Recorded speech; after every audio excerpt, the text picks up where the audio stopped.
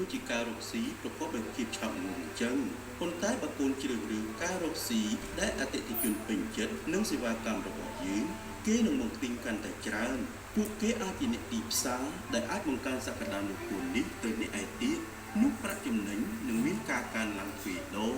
កូនយល់នៅអ្វីដែលពុកនិយាយទេបាទពុកកូនយល់ហើយម្យ៉ាងទៀតកូនគួរតែចងចាំឲ្យជាក់ថាមុននឹងកូនធ្វើអ្វីមួយកូនត្រូវគិតអំពីគុណធម៌ជាមនុស្សមុនគេណាកូនកូនពិតជាស្ដាយនៅទៅមើលកន្លងមកណាកូនសុំទោសពុកមិនអីទេកូនវាគឺជាមេរៀនសម្រាប់កូនការប្រកបអាជីវកម្មមួយដែលអ្នកគិតចង់បានប្រាក់ចំណេញដោយមិនគិតពីគុណភាពវាប្រៀបដូចជាការរកស៊ីប្រកបដោយភាពឆាប់រហ័សប៉ុន្តែបើអ្នកជ្រើសរើសការធ្វើអាជីវកម្មដែលមានអតិថិជនពេញចិត្តនិងសេវាកម្មរបស់អ្នកគេនឹងទីនេះកាន់តែច្រើនហើយពួកគេនឹងក្លាយជាអតិថិជនដ៏ស្មោះត្រង់ទៀតផង